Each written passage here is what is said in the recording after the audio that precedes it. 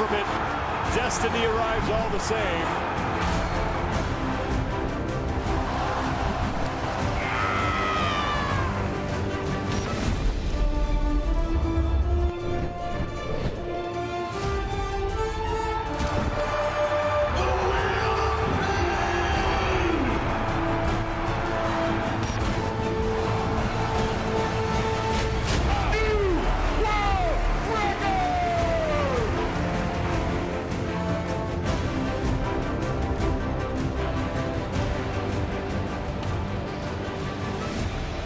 The sun setting on the Alliant Energy Center here in Madison, Wisconsin, and the sun setting on the 2019 Reebok CrossFit Games as 4 days of competition have come to a close. Thanks for staying with us throughout the day and throughout these last 4 days here on the Rogue Iron Game. Packed house now here back at the desk, the entire team. I'm Sean Woodland with Andy Sakamoto, Dan Bailey, and Chase Ingram. It was a different format. It was certainly a different experience, I think, for a lot of people and athletes, but there was no assortment of excitement here. Yeah, I think this whole season has had a lot of us wondering, what it's going to look like, and especially the games. This weekend had no shortage of entertainment, of ups and downs, and leaderboard switch-ups, and names that we didn't think were going to be where they were. Really exciting, totally thrilling weekend. I have to say, as a former athlete at the CrossFit Games and now getting the chance to do some commentating, this was almost just as stressful watching it all unfold as participating in the games itself. Outside of that, with all the changes in the season and the point scores and the cuts, we can talk about that until we're blue in the face. Tia Toomey and Matt Frazier still on top. Super impressed to see that at the end of the day on Sunday. And that's a great point by Dan. I mean, the programming is fantastic. The events were fun to watch. I was just as stressed out as anything. To see it come down on the men's side to the final last 5 reps of a barbell. Right, when you talk about entertainment, we got some entertainment. But like you said, Matt, Tia, Mayhem, CrossFit Games. Yeah. What more do you want to say? There is a whole lot of hardware going back to Tennessee here in the coming days. And they need a much bigger trophy case down there at CrossFit Mayhem. And speaking of CrossFit Mayhem, let's start with the team competition. And we have said all week that coming into this is going to be the toughest competition ever, and it was going to be tight, and anybody could win it. And we could not have been more wrong, because Rich Froning and Mayhem Freedom just destroyed the best competition that we have seen here on the team side of things. And here's the thing that stands out. They have the athletes, they clearly have the chemistry, a level above everybody else on the playing field, and they have obviously the training grounds to produce the greatest team we've ever seen in CrossFit Games history. Like you mentioned, all of that hardware going back down there. Right now they're unstoppable. They mentioned Dre leaving, so it'll open up the question, who's coming in to fill his position? Can they repeat again or come back again and win another CrossFit Games championship? You talked about it. Okay, you can have super teams, you can have talent. That ain't gonna be enough. Well, it's not just super teams. You had teams filled with CrossFit Games individual competitors that got embarrassed on the field here at the CrossFit Games. And Dan was saying, it's like, they have the athletes, they have the prep, they also have probably a full inbox because Dre Strom is leaving, so Resumes I just think I need to type mine in. It's like, hey, what a good has-been to not make your team any better? But what they did, they could probably win with me on your team. That's what I'm going to say. That's how good everybody else is. I'm just going to make a suggestion for somebody. I won't mention his name, but his initials are Dan Bailey. So, the opening's there, Dan. I'll think about it. All right, so you're saying there's a chance. Meanwhile, CrossFit Krypton, they were put together sort of late here in the season, but they found a way to gel, and they finished second and had some very impressive performances throughout the last 4 days. Right, they did, and this is a team of highly talented individual athletes. They're all games individual competitors. But as you said, Sean, they had competed, 3 of them had competed at some sanctionals, but they had a late addition of Camille LeBlanc-Bazinet, and you just never know as a team how you're going to perform with that many talented individuals. They got an event win on the sprint relay. Yeah, they had a little hiccup on the big chipper, but overall they held themselves together with great composure and with a very talented field of competitors that they were up against. So nod to Krypton.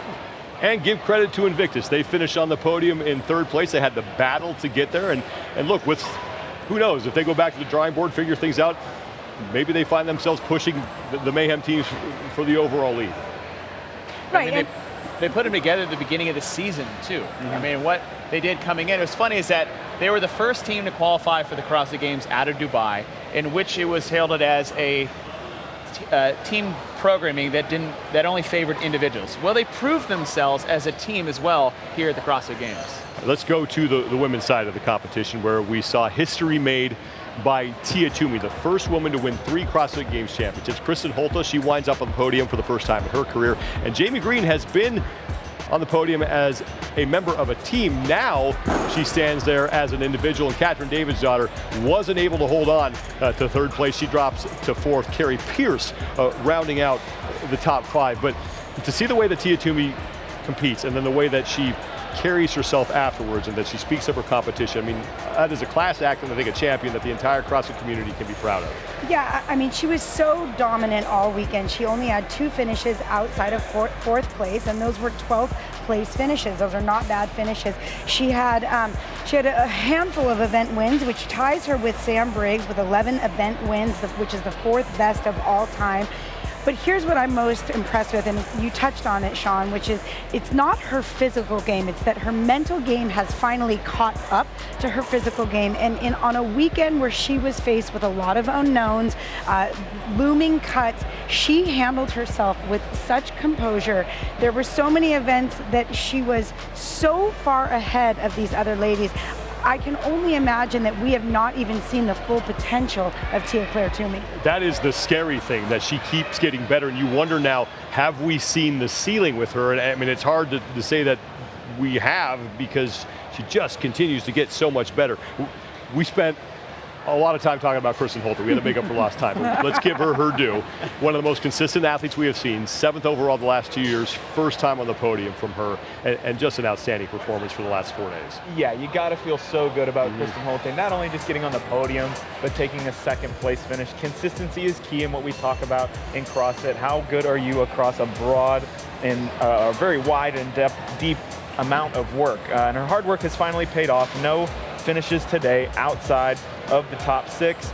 Well-deserved 2nd place finish. Like we said before, we can't say enough about how good she's been over the past couple years. She's a very quiet champion, a very quiet, reserved person, but goes out on the field and competes with the heart of a lion with all those other girls. Just hats off to you, Kristen, and we're super happy for you. Yeah. Didn't end up the way that Catherine Davids-Daughter wanted, but give her credit, because like we were talking about during the broadcast of the event, she was left for dead basically going into the sprint, found a way to get into the top 10, and almost wound up on the podium. I'll give Jamie Green credit right off the bat. She took 3rd from Katrin, but what Katrin did to start off the Coliseum events by blasting through events 10 and 11 to take 2 back-to-back first place finishes when we thought she was floundering out after the swim, gets herself into 3rd place position. But it's this muscle up when she's trying to go through that herder, that last rep in the first set of 5, when you know what that's supposed to feel like, and you guys have all been there, is that was the rep. I couldn't even heard you guys behind me. It's like you knew that was kind of the beginning of the end of that event for Katrin. It was sad to see because she came out so aggressive early on, but I think that ended up hurting her in the final event. Other than Tia just being an incredible champion, what are the main things you're going to take away from this women's competition? Honestly, one of the things that I'm looking at isn't so much of the women that we see on the leaderboard, it's the women that we don't see on the leaderboard, and what is their mental capacity and attitude heading into the next season. Well, and one of those ladies has got to be Haley Adams, right? 18 years old. What a phenomenal weekend she had. And all those other ladies have got to be worried about the potential of Haley Adams at this point. I'm actually going to go below the top 10. And what are the 11 through 20, the past champs, the big names that we lost coming into the weekend? How are they going to respond in the next season if it does end up being the same way? I'm very curious to see how they approach next year's season. I think there are a lot of athletes right now who are checking out real estate prices in Cookeville, Tennessee. So wouldn't be a bad idea. Yeah, if you're a realtor there, you're about to get a lot of business. Let's go now to the men's final standings, as Matt Fraser joins Rich Froning as now the only 2 men to ever win 4 CrossFit Games championships. Noah Olson put up a heck of a fight. He finishes in 2nd, first time he's on the podium in his career. Bjorn Carl Gudmundsson back on the podium, and you just got to feel for Scott Panchik, who try as he may, just can't seem to crack the top 3. what stands out to you now when you take a look at those final standings? Again, I mean, it's heartbreaking for me to see Panchik kind of Yeah. outside of that top. He's one of those guys he's like Kristen Holte. He's so consistent year after year, not only in the open, regionals, sanctionals, anything you throw at him, he's always one of those guys who's going to be at the CrossFit Games. You just assume it's going to happen. Then when he gets here, flashes of brilliance, great things happen for him, and then somehow by the end of the weekend, he's just a few points shy of reaching one of those podium spots. Well, Chase, we just watched Matt Fraser do what Matt Fraser does. He had to fight for it this year. Yeah. And you said it yourself during the broadcast, maybe the most impressive win of his 4. I know he probably didn't enjoy it as much while he was competing, but you look back at it and it's like he earned that this weekend more than he has in the past 3 most dominant finishes at the CrossFit Games previous to that. 6 event wins this weekend. That is the most individual event wins by any athlete ever at the CrossFit Games on the individual side. And what he had to do to put himself in that position, it was a tough weekend, but he's got to be the most proud, tying 4 in a row with Rich Froning. That's pretty darn good company when you talk about the best ever. And meanwhile, you got to be happy for a guy like Noah Olson, who has gotten close, and now he finally gets himself on the podium in 2nd place. Just an outstanding performance from him. Yeah, absolutely. He's got to keep his head high after the body work that he did this weekend. I think back to 2015, competing with Noah a few times. He's always had some major blunder happen that just took him off of podium contention. I remember he dumped a wheelbarrow full of sandbags at one point. This weekend, he was incredibly consistent. He fought for it. He showed up. In that last event, he traded places back and forth with Matt Fraser, who is arguably the best CrossFitter or CrossFit Games athlete that we've ever seen. So nothing to be disappointed about at all. I can't wait to see him come back next season if he's hungry to try to grab that top spot. When Bjorn Karl Gudmundsson first wound up in the podium a few years back, he was like Tia Toon. We kind of just didn't see him coming, and he just stayed there and stayed there and stayed there. Oh, he's on the podium. Kind of the same story here. Right. Well, and since then, he hasn't been able to get himself back on the podium. He's had all finishes for the last 3 years, 2016, 2017, 2018, within the top 10. But he hasn't been able to get himself back on top of that podium. But this weekend, he only had 3 event finishes outside of the top 10. So much to like what you were saying about Kristen Holte, he was just super consistent across all of the events. And there it was, it landed him back on top of the podium in 2019. Anytime we wrap up the CrossFit Games, there's just so many moments that you think back about that you made a huge impact, or were big moments in the Coliseum, or maybe out on the field. What are the moments that are going to stand out to you when you think back here now at the 2019 Reebok CrossFit Games? Honestly, for me, the weekend's a blur. It was outstanding, I think, from start to finish. We've never had so much, I don't know if you could say controversy, so many things to kind of focus on up and down the leaderboard. We weren't always looking at the top, we were looking at the middle, we were looking at the bottom, where were athletes going to finish. So, I mean, overall, just one of the most exciting CrossFit Games I think we've ever seen. Yeah. And to your point, it's drama from start to finish, from beginning to end. We're talking from December, figuring out what these sanctioned events are going to look like, how the Open turned out with national champions, and then you get to the games, and now you have cuts. And in the end, we got entertainment. It was fun to watch for me. And for us, it's like, I just love to see what this means moving forward for the CrossFit Games. Well, and for me, there is one consistent in all of the CrossFit Games, but it never ceases to amaze me, and that is the hard work of all the people that are here, all the volunteers, the people that athlete control, the hardworking crew at Rogue. There's countless behind-the-scenes hours that go unnoticed for all the people on the other side of the screen, but as an athlete, as somebody who has worked at the Games, I cannot tell you the immense amount of work that these people put into this event year after year after year.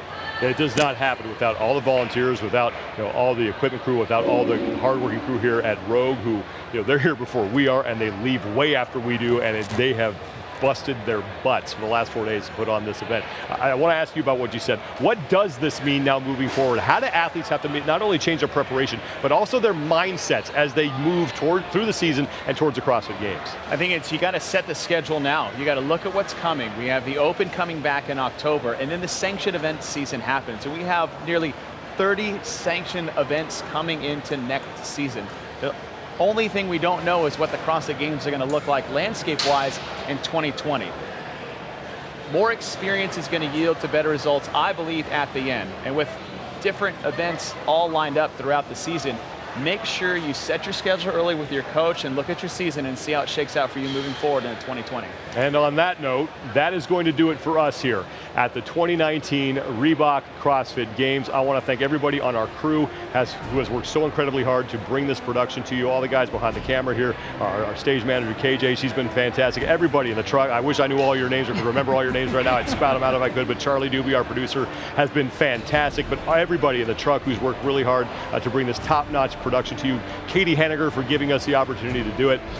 Justin Reed, our director. Just everybody, if you're involved in this, thank you so much for everything that you have done, and thank you to the road crew. Thank you to you for watching. That's all. We're done with the 2019 Reebok CrossFit Games. For Chase Ingram, Dan Bailey, Annie Sakamoto, I'm Sean Woodland. Thank you for joining us here in Madison, Wisconsin, and we will see you soon here on the Rogue Iron Game.